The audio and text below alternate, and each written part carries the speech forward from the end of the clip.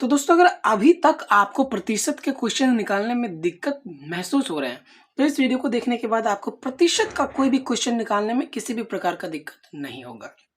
अगर आप इस वीडियो को कंप्लीट देख लेते हो तो मैं आपको दावे के साथ कह सकता हूं कि प्रतिशत से आपके क्वेश्चन नहीं छूटने वाले हैं।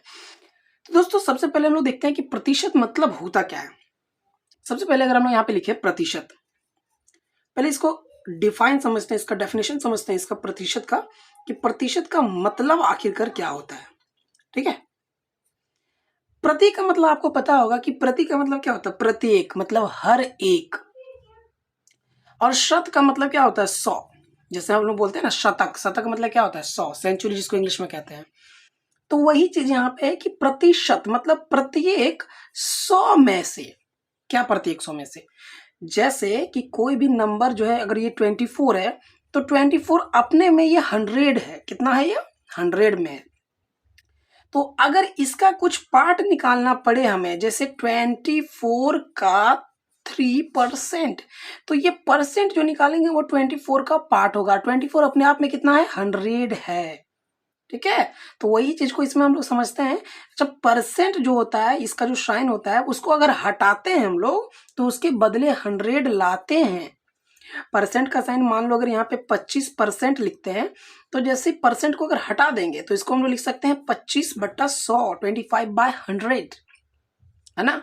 जैसे यहाँ 23% है तो इसको हम लोग लिख सकते हैं 23/100, यानी परसेंट को हटाते हैं तो बाय 100 लाते हैं।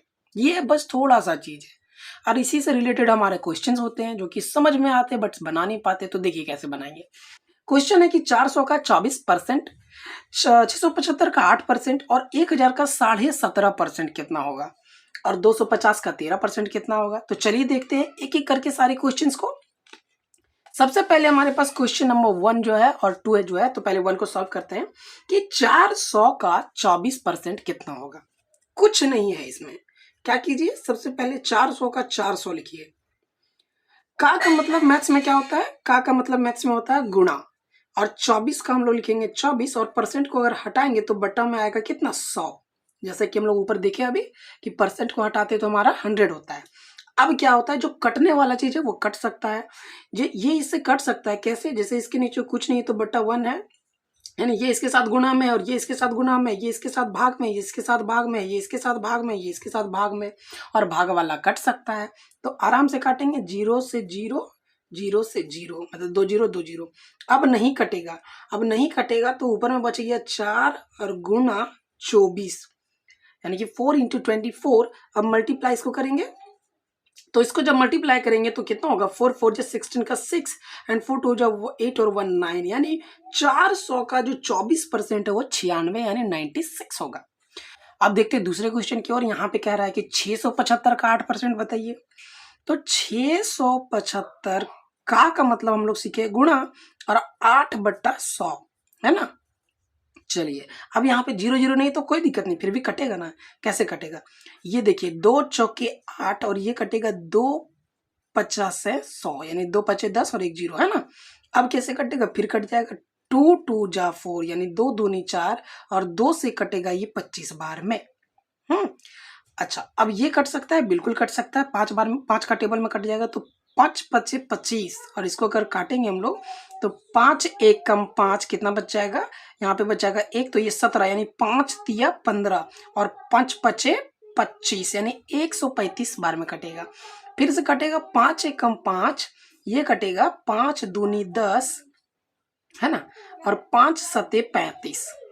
ठीक है, उसके बाद यहाँ पे क्या बच गया? 27 गुणा, ऊपर में बच गया 2, तो 27 दूना कितना होता है? 27 दूना होता है 54, यानी कि 675 का जो 8% आया वो कितना आया? 54 आया।